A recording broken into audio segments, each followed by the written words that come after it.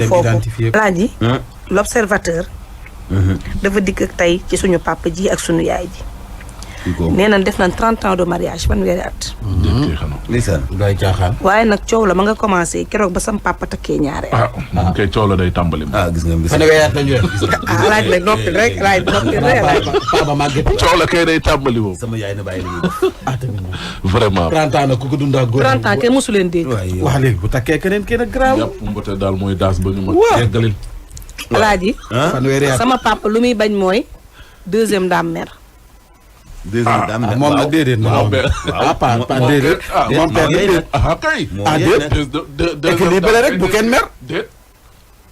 non moom li jëntuwul meru aaw bi moom deuxième dame warul mer ci kër gi ko léegi neexal na ko 30 ans rek léegi deuxième dame daal bu dikkalee waaw moom day gestu rek songu aaw bi waaw aaw bee ko tooñ dóor ba maar di taali ci kanamu ay doomam ay waay sax non loolu moom père déedéet père nag mbokk yëpp nee nañ deuxième dame mbokk yëpp nee nañ première dame bi porter plainte mu ne du ma porter plainte sama baay doom père yaa ngi def nga jikkoy aawo altine bii passé nag nee nañ kon dama jox numéro père deuxième dame dafa dikkale Alaaji dikkale commencé nekk ci kër ga di def maar di taali aawa ba ca la mere gis boppam ñu coowoo ba ñu songee xeex aawa ba moo mën xam nga aawa yi dañoo mën xeex nag bon dóor dañoo mën xeex dóor ko ba maar day taali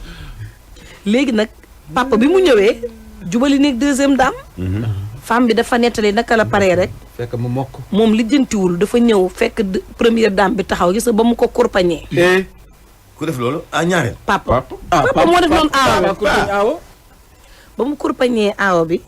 bi dafa daal di egg teet ci kanamu ay doomam mu songu dëkku duuru père ne la moom ñaareel bi fu mu ko nëbb non père nag day def koy nag des père kër ga moom nee na ñaareel bi warul mer non père day def koy nag ñaareel bee jàmb kaanem daal père du waaye moom gis nga bu jàmb kaanem fanweeri at père góorewul père nag père góorewul première dame porté na plainte mais ne li tax mu porté plainte mooy dóor yi bu dakkul la bëgg mu dakk parce que bu dakkul doom yi dina mës a songu seen papa te bëggul ñu àgg ak moom foofu dëgg la waaye léegi papa du leen génne mu tas leen kii nekk si kër gi fekk kii mu tël ko beneen kër dañu gisante ba kay waaw te bëggul ñaareel ba di mer waaw bu ko defee ñaareel bi dootul gisati ko merloo xanaa du créer ay mer di ko importer si kër aaw bi bëgg naa xam ñaareel bi nag nu mel loolu jar na laaj li jaral père li yëpp leer na ma ne ab gone la waaw c'est que nag gone dañuy ñëw yëngal sa kër de gone bu yaree dikku la it de gone bu yaree dikku la gone bu ant na jaxase ay mag ñuy xeex dëkkee xeex ñaari mag yu dund 30 ans di xeex ndax gone c'est que paa bi daa yéex a sax takk nag ñaar xam naa daa gis seytaaneem moom doo ko jabar dañu koy nef dëgg la day doog a gis seytaaneem doom bu gisee am fukki at ak juróom muñante wëy dëgg la de doo am doom ba mu am 20 ans wuti koo ngay soog a takk bon kay dama lay nef surtout sax taal yu naase takk moromam ñaareel bu toy ni sa doom waaw day xaw a yéeme nag parfois ñaareel bu toy ni sa doom ngay takk dañ lay def lu ñu fu xale sama sang bi doon na ko si Mahamadul Moustapha ni